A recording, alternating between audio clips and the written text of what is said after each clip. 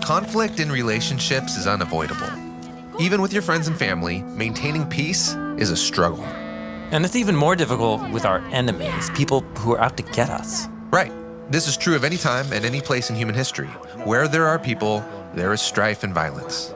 And this was definitely true in the time of Jesus, when Roman forces occupied the lands of Israel.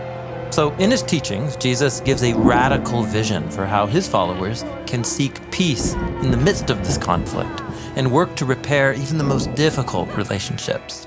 Jesus is an Israelite, and he believes that God's wisdom for relationships is found in the covenant laws given to ancient Israel. And so in these teachings, Jesus will quote from one of those laws and then show the wisdom that's underneath. So Jesus says, "You have heard that it was said to the ancients, 'Do not break your oath, but fulfill to the Lord the vows you have made.'" Now, in Israel, an oath was a type of promise where you swear by God that you will do what you say. Like if you want to borrow some money, you could swear by God to repay me. Exactly. And you can trust me because in Israel's covenant laws, God requires me to keep my oaths. So oaths are a great way to avoid disputes. You would think so, but even oaths can be twisted to take advantage of people. For example, what if I swear by God's temple that I will repay you? Well, I know the law requires you to honor your oath, so it's a deal. But I didn't exactly swear by God, just by his temple. So I'm not really bound to the oath. So you're tricking me into trusting you. Exactly. So Jesus cuts through all of this and says, just don't make oaths at all, by God or by anything else in God's world. Never make a promise to anyone? Well, not quite. His point is that when you do make a promise, don't use God's reputation as a tool to manipulate people. Right, Jesus says, let your yes be yes and your no be no. Being a peacemaker starts with a radical commitment to honesty and integrity. Now, I can see how this works if I started the conflict, but what if someone else starts a conflict with me? Well, the next case study actually gets into exactly that. Jesus quotes from the Torah. "You have heard that it was said, an eye for an eye and a tooth for a tooth." This is a famous line known as the law of retaliation. Yeah, you harm me, I can harm you back. This kind of sounds like a license for revenge that can get out of hand. Well, actually, this law was designed to limit the amount of retribution you can demand. It should be equal to the amount of harm done and not more.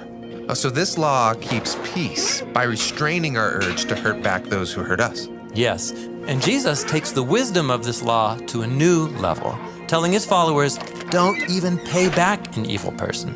Don't retaliate at all? Yes, become people who value peace more than getting even. But letting people get away with evil won't bring peace. You just can't stand by and do nothing. Hold on, Jesus doesn't say do nothing. Rather, he advocates a really bold and creative response to evil that is nonviolent, so it can open the door for peace. What does that look like? Well, Jesus gives 3 examples from his own time and place. First, he says, whoever slaps you on your right cheek, turn the other to them as well. In the ancient Roman world, a right cheek slap with the back of the right hand was a symbolic way of dominating someone. And humiliating them. But Jesus says, don't retaliate. Rather, stand your ground and offer them the left cheek.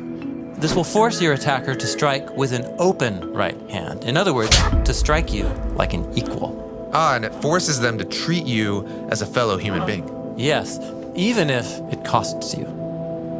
Well, next, Jesus says, if anyone sues you and takes your shirt, let him have your coat also. Yeah, in ancient Israel, taking a poor person's coat was against the law because it's also their blanket to keep warm at night. But a really uncaring person could find a way around this by demanding their shirt as payment. Right. So Jesus offers a creative response. Give them your shirt and also give them your coat. Why would you do that? Wouldn't that leave you exposed? Exactly. Jesus is being provocative. The goal is to shock everyone around by exposing this injustice through costly generosity. The third example is whoever forces you to go 1 mile, go with them 2. In Jesus' day, a Roman soldier could force any subject to carry their packs for them up to 1 mile. How humiliating and dangerous. And so Jesus says, carry that load not just 1 mile, but 2. The first mile, he might treat you like a pack animal, but by going that second mile, you assert your humanity as you choose to treat him like a friend. Wait, treat an enemy oppressor like a friend? Yeah, it sounds crazy. But Jesus is saying that bold generosity can subvert the power games of our world and even turn enemies into friends. And that leads to the last law that Jesus quotes. You have heard that it was said, you shall love your neighbor and hate your enemy. Jesus is quoting an ancient biblical law when he says, love your neighbor. But then he quotes a popular line that many Israelites added to the law, but you can hate your enemy. Jesus counters this by telling his followers, love your enemies and pray for those who mistreat you. Now, isn't this going a bit far? Peace with my enemies is one thing, but loving them? Yes, Jesus seems to think that true peace is only possible when we treat every human as if they have ultimate value, which means that even my enemy is a fellow image of God. But how am I supposed to love someone who hates me? It's hard enough to love the people that love me. And our love for our friends and our family is a good thing. But for Jesus, that is just the starting point. He challenges his followers to share that same love outside our circles of comfort. And he holds up God's indiscriminate, generous love as the model. Jesus says, God causes his sun to rise on the evil and the good, and sends rain on the righteous and the unrighteous. The call is to become peacemakers who are inviting others in, working to mend broken relationships at every level in our communities. It really is a radical way to live. Yes. Jesus calls it becoming complete when he says, be complete just as your heavenly Father is complete.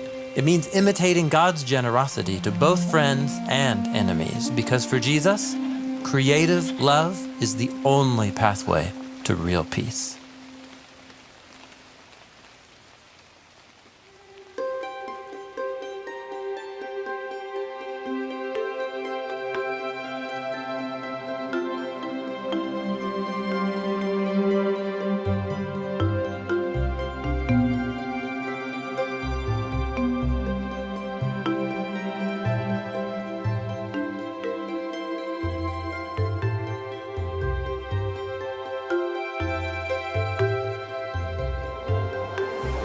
We just finished the teachings of Jesus on how to do right by others in our most difficult relationships. Next, Jesus will explore the problem of religious hypocrisy and how it can ruin even our best attempts to honor God.